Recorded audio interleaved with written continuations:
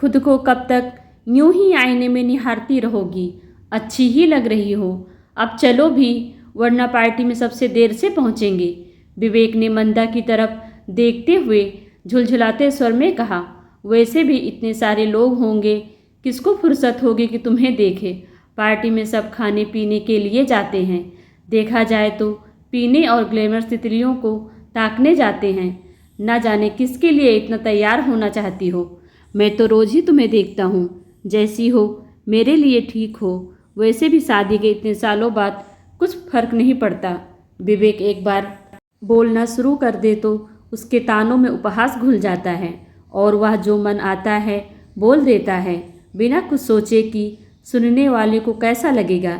लेकिन ऐसा वह केवल मंदा के साथ ही करता है, वरना अपनी प्रोफेशनल लाइफ में तो बहुत नाप तोल कर बात करता है। पता नहीं मंदा के साथ ही क्यों ऐसा उसका व्यवहार बदल जाता है। दूसरों के लिए क्यों, खुद के लिए तैयार होती हूँ मैं, अच्छा लगता है। मंदा बुदबुदाई। जानता हूँ तुम्हें बन ठन कर रहना पसंद है, लेकिन वह सब भी एक उम्र तक ही ठीक लगता है। हर उम्र की अपनी मर्यादा और शालीनता होती है। विवेक ने कार स्टार्ट करते हुए कहा। यह सुनकर मंदा को पल भर को उसे घूरा। Cobalt blue suit, white shirt और blue tie, black shoes, aftershave की भीनी भीनी सुगंध और ढेर सारा परफ्यूम। विवेक हमेशा बेहतरीन ढंग से तैयार होकर घर से निकलता है। पार्टी के लिए ही नहीं, कहीं भी जाना हो हमेशा टिप टॉप रहता है। गजब का आकर्षक व्यक्तित्व है। उसकी भी तो उम्र हो गई है, मंदा से 4 साल बड़ा है। फिर यह क्यों सच समझ कर निकलता है? अगर कभी वह यह सवाल पूछ बैठी तो जानती है इस सवाल का कोई सटीक जवाब विवेक के पास नहीं होगा। घिसा पीटा जवाब ही होगा कि मैं पुरुष हूँ, काम पर जाता हूँ, 10 लोगों से मिलना होता है, आखिर सोसाइटी में मेरा कोई स्टेटस है। तो मंदा के भीतर जैसे सवाल जवाब की उठापटक चलने लगी। वह स्त्री है, उसके लिए संवारे रहना क्यों जरूरी नहीं है, जबकि श्रृंगार की तमाम वस्तुएं, सारे तामझाम और रौनकें स्त्री के लिए ही होती हैं। फैशन की सारी दुनिया उनसे ही चलती हैं, उनकी वजह से ही फलती फूलती है। पूरा बाजार पुरुषों की चाहे स्त्रियों के कपड़ों और उनके साथ श्रृंगार की चीज़ों से ज़्यादा भरा रहता है। माना वह नौकरी नहीं करती तो क्या घर में यूं ही झिल्ली बनी घूमती रहे? नहीं रह सकती वह ऐसे। नौकरी करने पर भी विवेक ने ही पाबंदी लगाई थी, इसलिए लाख विवेक टोके वह शादी के बाद मैनिक्योर, पेडिक्योर, फेशियल से लेकर ज़रूरी ब्यूटी ट्रीटमेंट करवाती रही। नेल पॉलिश, लिपस्टिक सब लगाती रही। घर पर भी तैयार होकर रहना ही पसंद था उसे। विवेक को इस बात से खुश होना चाहिए था कि उसकी बीवी स्मार्ट है, सही तरह से रहने के तौर तरीके जानती है, लेकिन उसे यह सब फिजूल की बातें लगती है। वैसे भी मंदा की हर बात को काटना या टिप्पणी करना विवेक अपना जन्मसिद्ध अधिकार मानता है। और उम्र की बात करें तो 42 की हुई है बस। 22 साल में शादी हो गई थी, 1 साल बाद बेटा और उसके 2 साल बाद बेटी। बच्चे बाहर हॉस्टल में रहकर पढ़ाई कर रहे हैं, इसलिए समय ही समय है उसके पास, इतना कि बिल्कुल बोर हो जाती है। शादी के बाद सारे शौक सपने कब चूल्हे और गृहस्थी की भेंट चढ़ गए पता ही नहीं चला। वह जिस क्षेत्र में अपना मुकाम बनाना चाहती थी उसके बारे में पता चलते ही शादी के बाद भड़क गया था विवेक। साफ ताकीद दी थी, कोई ज़रूरत नहीं है ऐसी बेकार की बातों को दिमाग में लाने की भी। शादी से पहले के जो शौक़ हैं उन्हें जाकर किसी मिट्टी के ढेर के नीचे दबा दो, वरना परेशानी तुम्हें ही होगी। या समझ लो तुम्हें किसी चीज़ की कोई कमी नहीं होने दूंगा। तुम मेरी जिम्मेदारी हो और मैं उसे निभाऊंगा। विवेक ने सच में कोई कमी नहीं होने दी कभी। बढ़ चढ़कर उसके लिए चीज़ें खरीद कर लाता है, लेकिन क्या चीज़ें ही हमारी इच्छाओं की भरपाई करने की पर्याप्त होती है? वैसे धीरे धीरे कम ही हो रहा है उसका अपने ऊपर ध्यान देना। इन दिनों बिना प्रेस की साड़ी पहन लेती है, कभी बाल बिखरे भी रहते हैं, फेशियल कराए महीनों बीत जाते हैं, हाथ पैरों के नाखून तराशना नज़रअंदाज कर जाती है। एक अजीब सा आलस उस पर हावी हो रहा है।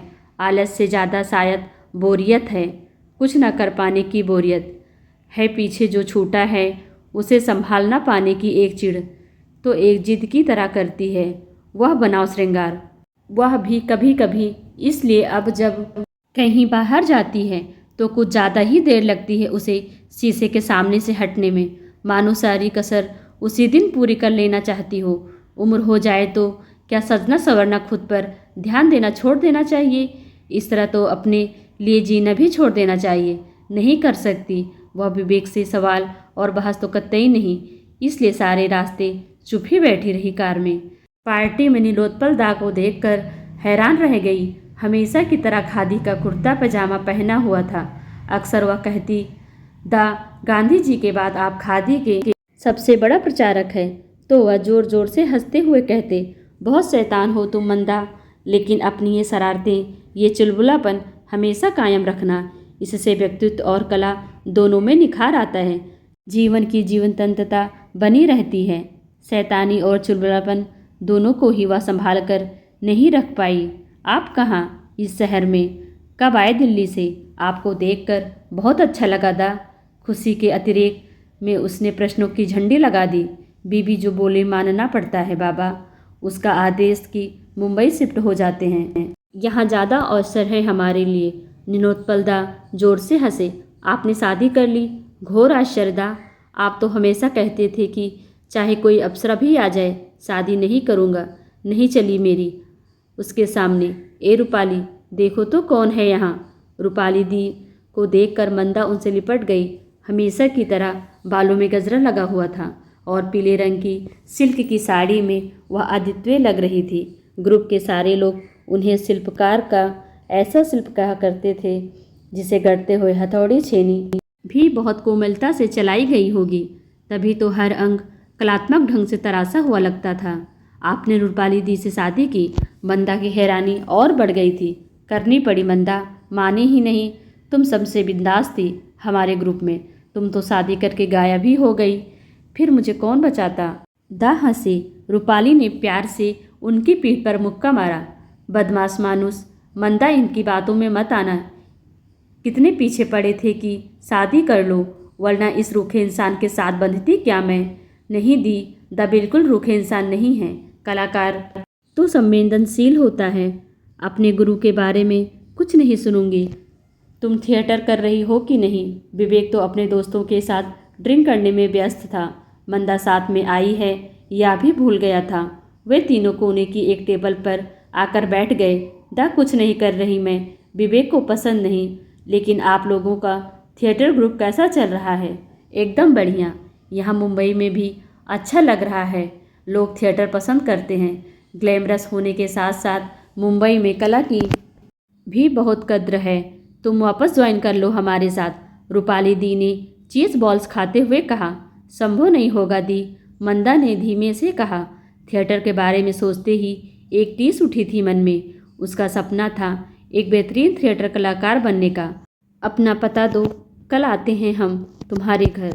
नीलोत्पल दा ने उसे भावुक होते देख माहौल को सहज बनाने के लिए बोले, दा, दोपहर में आइएगा। अचानक मंदा के मुंह से निकला, विवेक घर पर होगा तो नाहक ही गुस्सा करेगा। मंदा, हमारे ग्रुप की एक लड़की की माँ बहुत बीमार है। वह रिहर्सल पर भी नहीं आ रही है और अगले महीने ही नाटक का मंचन है। विज्ञापन जा चुके हैं, पोस्टर छप गए हैं, प्रचार काम जोरों पर है। वेन्यू के लिए एडवांस का भुगतान किया जा चुका है। लगभग सारी तैयारियां हो चुकी हैं। ऐसे में नाटक मंचन की तारीख आगे बढ़ाना संभव नहीं। और तुम तो जानती हो हमारे पास इतना पैसा भी नहीं है कि शो कैंसिल कर दें और नुकसान सह लें। बर्बाद हो जाएंगे हम। नीलोत्पल दा ने पूरी नाटकीयता से चेहरे पर दयनीय भाव लाकर कहा। हाँ मंदा, अब तुम ही हमें बचा सकती हो। रूपाली दी ने भी अभिनय के सारे दांव पेच आजमाते हुए स्वर में वेदना के सारे तार झंझनाते हुए कहा। मैं कैसे? यह आप लोग क्या कह रहे हैं? मुझे नहीं लगता कि आर्थिक रूप से इस काम के लिए मैं आपकी कोई मदद कर पाऊंगी। विवेक को थिएटर की दुनिया कतई पसंद नहीं। अरे नहीं, पैसे से मदद करने के लिए नहीं कह रहे हैं। मैं चाहता हूँ कि उस लड़की की भूमिका तुम करो। एक महीना है, आराम से रिहर्सल हो जाएगी और तुम जैसी पारंगत कलाकार के लिए कौन सा मुश्किल काम है अभिनय करना। नीलोत्पल दा ने समझाने और मनाने के ख्याल से अपनी खास शैली से कहा। बुरी तरह से चौंक गई मंदा। यह आप क्या कह रहे हैं दा? असंभव बात है। क्यों, इसमें इतनी चौंकने वाली बात क्या है? रूपाली दी ने पूछा। तुम स्कूल टाइम से थिएटर करती आ रही हो, मजी हुई कलाकार हो, हमारे ग्रुप का हिस्सा रही हो। अब हमें ज़रूरत है तो क्या हमारे लिए इतना भी नहीं कर सकती? निरुत्पल को गुरु मानती हो, उनका मान नहीं रखोगी क्या? रूपाली ने मंदा की भावनाओं को झिझोरा।